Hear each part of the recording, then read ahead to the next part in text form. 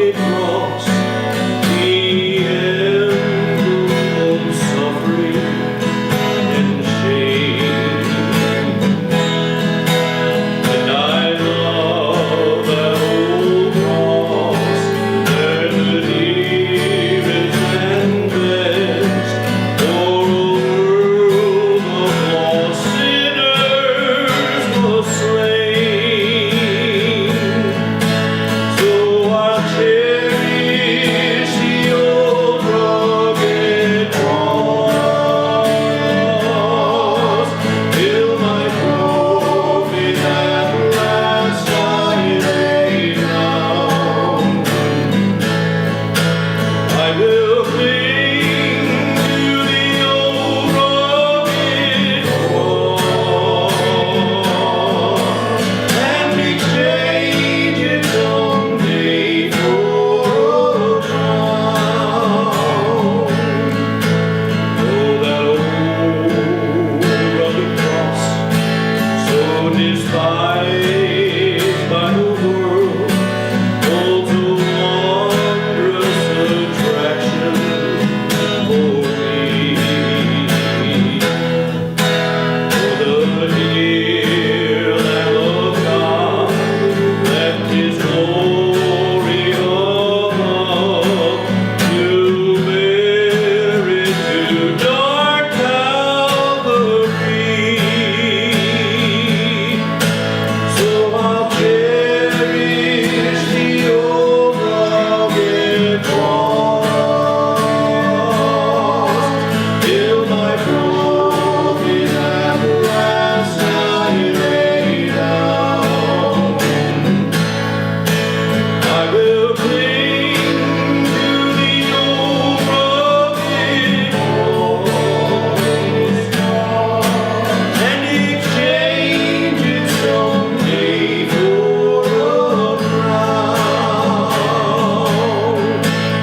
To that old rugged cross I will ever be true, its shame and reproach gladly bear.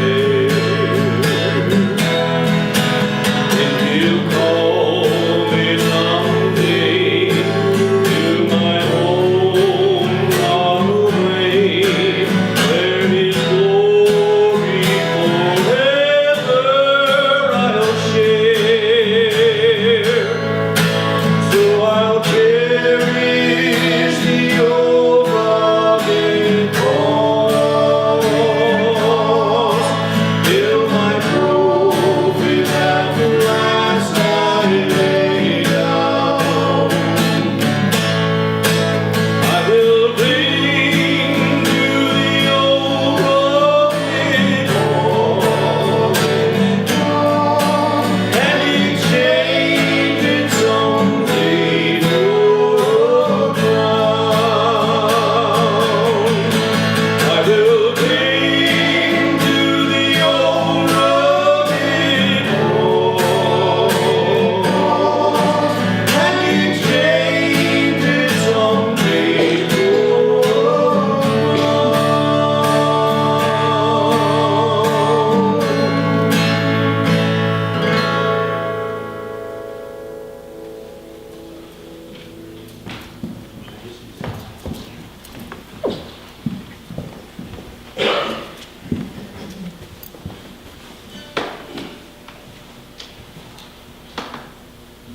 We're now going to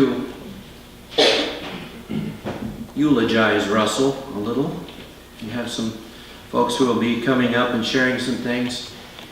And I want you also to be thinking, if a few of you have some short, brief memory of Russell that you would like to share, feel free to stand where you're at.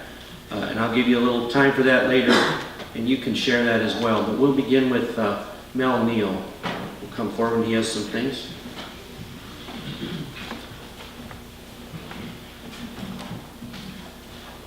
I would like to read a tribute to Russell from a lifelong friend, Eldon McLaury, who was a neighbor of ours, and the The road, the mile road that we had here, we had Eldon, the Neil boys, the Duffy boys, and the Shannon boys. So there was quite a bit of activity during the day and really more at night as far as the road travel. So this is one tribute as far as Eldon McLaury. Rusty Cummings, a neighbor, a co-worker, a friend. Russell was my neighbor, my friend, and my co-worker on the farm in the Orne Fairbank area in the 40s and 50s. When my dad, Leslie Mac McLaury, wanted the calf pen or the chicken house cleaned, Mac hired Russell to come out and work with me to do the job. There were so many good discussions as the jobs got done. There were also many good times with Russell. From Sunday dinners, lunches, as jobs were done, to spontaneous visits with card and ball games. Russell even dated my sister Valerie, and many other circumstances that we remember. But a highlight was in, I believe, 1950, when the Orne Telephone Company decided to bring telephones to rural areas. Mac signed me on with company Fat Youngblood president with a demand that Mac dig 3-foot deep telephone pole holes every 100 yards or so for telephone poles from Don Duffy's place south to Jack Newton's. Yep, Russell and I got the job. All went well except across from George Neil's. Rocks 2.5 feet down, and we needed 3 feet. After much hassle, discussion, directions that each hole be 3 foot deep, and failure to remove the rock, we had to dig a new hole. Strange, but the circumstances remains, and I can still see the site. Ah yes, memories. And then there was an August 1961 weekend on the National Bison Range at Maisie, Montana, where Jenny, my wife, and I lived during my summer job with the U.S. Fish and Wildlife Service. Russell and Dale Neil drove out to see us from Orne and to spend the weekend. Great weekend as Russell and Dale went with me on a variety of activities. Then on Saturday night, we took Russell and Dale to Missoula to see the university, the city sites, which included several saloons, where Dale and I tried to drink all the old fashions in Missoula. We failed as Russell shook his head at our determination. Russell drove back to the Bison Range 45 miles. We enjoyed a much needed Sunday morning sleep in, and after a late breakfast took Russell and Dale on a tour of the Flathead Valley. Our tour included Ronan, Montana, a small cowboy town where we met a couple of horseback riders. After a bit of discussion with the riders, Russell and Dale were offered horseback rides up and down Ronan's Main Street. Not sure if Russell enjoyed the horseback ride, but he went. Yes, memories of a neighbor, a co-worker, and a friend. Thank the good Lord for those memories. They mean a lot to me, especially at this time. Thanks, Rusty. The second tribute that I have is written by Merlyn, who is an older brother of Russell. Good morning to you, the family, friends, and neighbors of Russell. Greetings from me, Merlyn Cummings, Russell's older brother, and from my wife of 67 years, Helen Cummings, and from our 3 daughters and grandsons and families. We have lived in Santa Barbara, California for the past 52 years, but we still feel like we are Iowans, as do many California friends. Iowa does not rub off easily. We had so hoped to attend the services honoring Brother Russell but because of health reasons, we are unable to attend. Thanks to our nephew David for tending to Russell for the last days of his life. David has been so precious to us. He recently did a fantastic job as a master of ceremonies for my 90th birthday bash.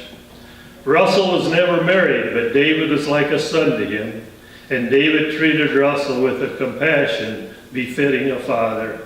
He and Russell had a very close bond. We are so pleased that you are here to honor Brother Russell. Russell would be so happy to have so many friends. You folks here remembering him and honoring him with your attendance. He would say, "Thank you, friends, for honoring me," and I too say, "Thank you, friends of the Orr and Fairbank communities, for attending."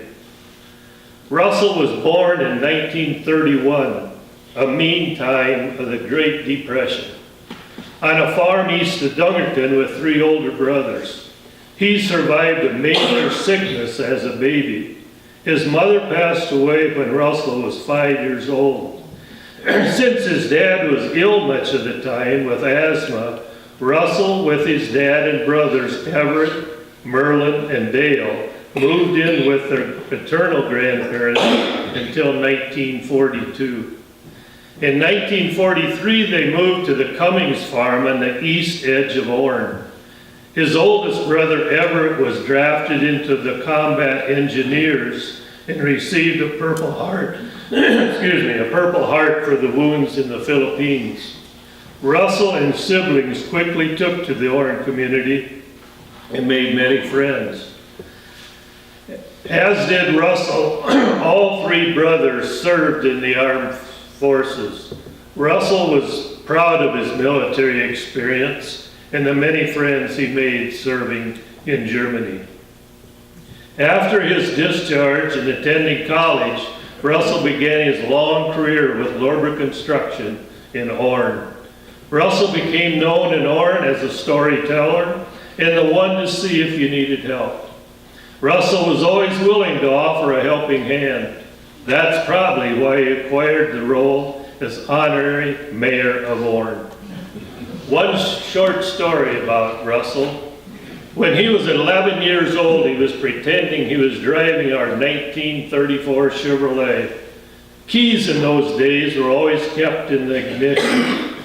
Some way he got the car started and in gear, shot across the yard onto the concrete well platform, knocking off a wash tub of cold water, holding a can of cream that was cooling. The Chevy hung up on the platform. Russell bailed and hid out in the cornfield, feeling it was the end of the world. After he was rescued, kind-hearted Dad punished Russell by wiping away Russell's tears. Russell often was reminded of this adventure.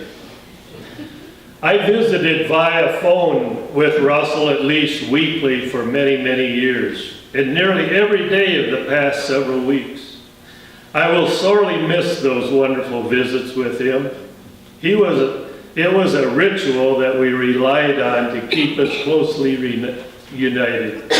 Russell let me know the tender care and mercies extended by the staff at Parkview, his second home, and for the care of the angels of hospice.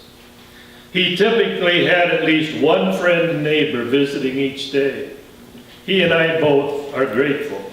Thank you for honoring my brother Russell today. You are faithful and loving friends. Sincerely, Merlyn Cummings.